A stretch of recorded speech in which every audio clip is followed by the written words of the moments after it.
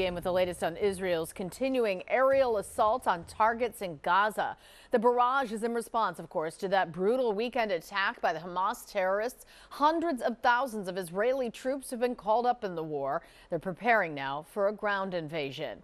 ABC's Inez de la Cuetara is in Tel Aviv with the details. Today, a barrage of rockets fired by Hamas militants into southern Israel. Air raid sirens blaring as the normally bustling city of Ashkelon is now essentially a ghost town. And in the Palestinian territories, smoke rising over Gaza City as Israel's military say they've struck more than 200 targets overnight. Releasing video they say show Hamas targets at sea being hit.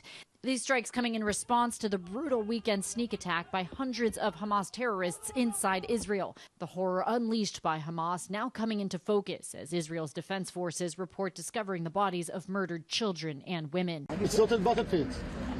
It's a massacre. Deborah and Shlomi Matias killed when Hamas militants broke into their family's kibbutz 5 days ago. Their 16-year-old son Rotem survived. He spoke with ABC's James Longman.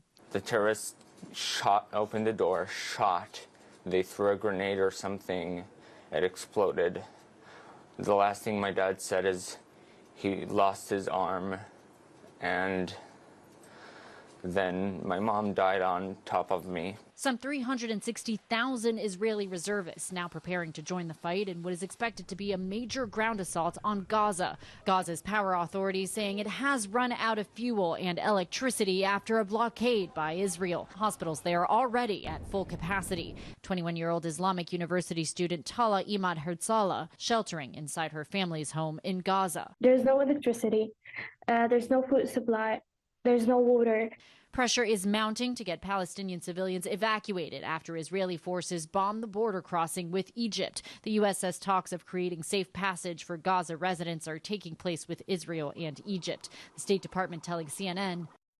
And our teams in southern Israel reporting that there is no sense of security there, with rockets once again being fired into Israel throughout the day. In Tel Aviv, Inez de la Cuetara, ABC News.